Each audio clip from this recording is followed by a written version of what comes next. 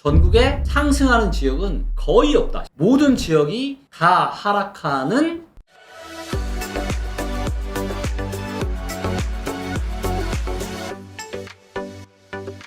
안녕하세요. 리츠고팀의 김기원입니다. 저번 시간에는 이제 어떤 수도권에 대한 이 가격에 대한 흐름을 저희가 살펴보았는데요. 요번에는 이제 두 번째 시간으로 광역시와 그리고 세종시까지 포함을 해서 한번 과연 지금 통계 데이터가 어떻게 움직이고 있는지를 정확한 데이터로 설명을 좀 드리도록 하겠습니다. 자, 먼저 이제 호가 위주 데이터인 KB 부동산 지수 데이터이고요. 자, 이제 보시는 것처럼 뭐 광주, 대구, 대전, 뭐 울산, 세종 이렇게 광역시하고 세종까지 포함을 해서 보시면 호가 데이터가 여기가 언제부터 꺼졌냐면 2022년 중순부터 보시는 것처럼 호가 데이터마저도 확연하게 꺾이고 있죠, 매매가. 그리고 전세 같은 경우는 좀 더 빠르게 5월달부터 보시는 것처럼 하락세로 접어들었습니다. 그리고 보시는 바와 같이 매매와 전세의 하락폭이 어떻게 되고 있죠? 점점 커지고 있습니다. 자, 이제 보시면 가장 요 십자선을 중심으로 가장 왼쪽에 있고 가장 밑에 있는 곳이 어디죠? 네, 대구 달서구입니다. 대구 달서구가 매매가와 전세가가 가장 많이 하락을 했고요. 보시는 바와 같이 2022년에는 1월부터 매매가와 전세가가 동반해서 계속 하락을 하고 있습니다. 그래서 KB 호가 위주인 KB 데이터 기준으로는 대구 달서구가 가장 많이 하락을 한 걸로 보여지고 있고요. 자, 그리고 이제 보시는 것처럼 요 다음이 이제 세종이죠. 그래서 세종도 보시면 2022년 내내 이렇게 계속해서 하락을 하고 있고, 그 다음에 이제 보이는 곳이 이제 대구 중구입니다. 그래서 대구 중구도 보시는 것처럼 매매가와 전세가의 하락폭이 시간이 지나면 지날수록 갈수록 지금 커지고 있고요. 그 다음에 대전 유성구도 보시는 것처럼 22년 내내 하락을 하고 있습니다. 그래서 지금 대구와 대전 그리고 세종이 아무래도 이쪽 밑에 왼쪽에 이렇게 많이 포진을 해서 매매 전세가 하락을 한 걸로 보여지고 있고요. 가장 위에 있는 곳이 누구냐면 대전 대덕구입니다. 대덕구는 위에 있죠. 즉 전세가는 보시는 것처럼 계속 상승을 한 겁니다. 그런데 최근에 들어서는 어때요? 전세가 상승률이 거의 없죠. 그래서 대전의 대덕구는 8월 중순부터는 전세가 상승이 멈췄다. 하지만 아직 하락은 안 하고 있고요. 하지만 매매가는 보시는 것처럼 22년 5월 16일 통계 데이터부터 매매가가 이렇게 하락을 하고 있어요. 요전에는 상승을 하다가요. 그래서 대전이라도 유성구냐 대덕구냐 지역에 따라서 조금의 차이는 보시는 것처럼 이렇게 있습니다. 그리고 기장군이 또 눈에 띄네요. 그래서 부산의 기장, 굉장히 맛집도 많고 좋은 호텔도 좀 있고 뭐 호재도 많아서 최근에 여기저기 개발이 좀 많이 되고 있는 곳이죠. 근데 이 지역도 보시면 전세가는 여전히 잘 상승을 하고 있는데 매매가가 이제 6월, 7월서부터 약해지더니 최근에 들어서는 보시는 것처럼 이 하락의 폭이 커지고 있습니다. 그래서 부산의 기장군도 지금 하락을 하고 있거나 이렇게 보여지고 있고요. 그 다음에 가장 오른쪽에 있는 데가 누구냐면 광주 서구입니다.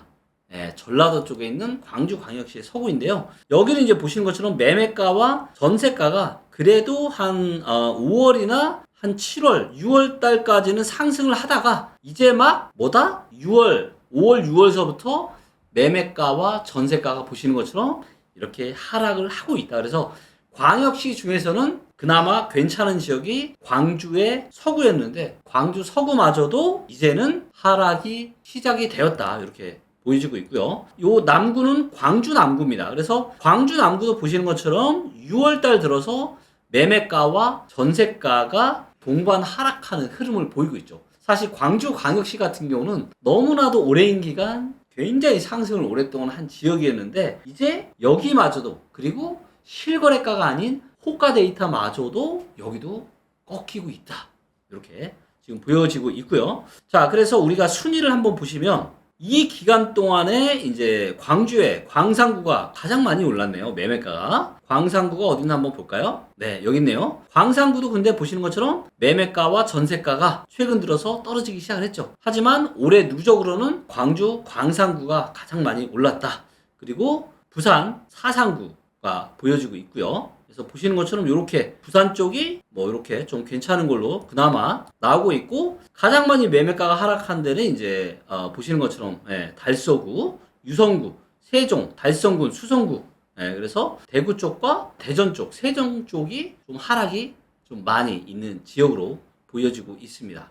자, 그러면 이제는 실거래가 위주인 한국 부동산 데이터 기준으로 볼 겁니다. 그리고 지금처럼 이렇게 대세 하락이 된 이런 시기에는 호가 위주의 데이터인 KB 부동산 지수 데이터를 보면 늦어요. 그렇기 때문에 지금과 같은 이런 시기에는 한국 부동산 데이터를 보시고 의사결정을 하시는 게 좀 더 남들보다 발빠른 의사결정을 하실 수가 있고요. 자, 이걸 보니까 뭐다?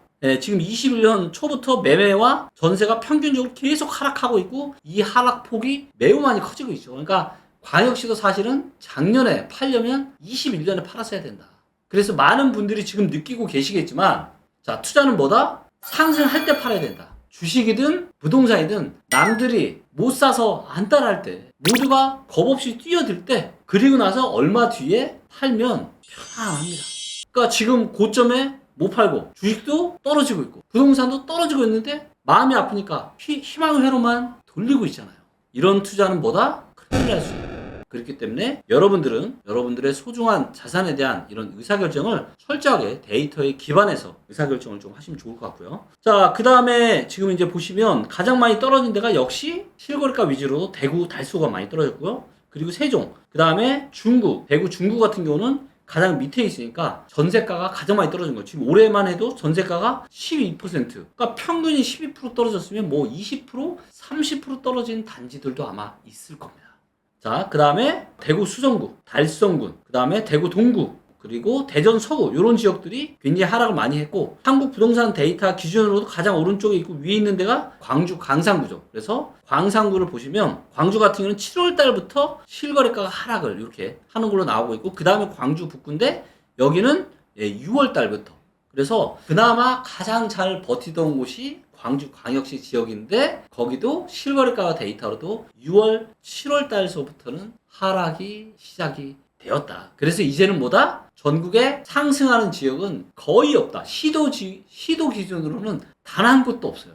모든 지역이 다 하락하는 초유의 대세 하락장이 시작이 된 것을 여러분들이 실제 데이터로 지금 확인을 하고 계시는 겁니다. 그래서 보시는 것처럼 실거래가 위주는 어때요? 광산구, 사상구, 기장군, 사하구, 금정구 정도만 올해 누적으로 플러스다. 하지만 이 지역들도 뭐다? 이미 6월, 7월 달부터는 하락으로 들어섰다. 그리고 맨 밑에 보시면 대구, 달서구, 세종, 그 다음에 달성군, 수성군 이런 데는 벌써 이미 4%, 6%, 7% 거의 8%씩 떨어지고 있다. 그리고 전세가 또한 떨어진 지역들이 굉장히 많죠.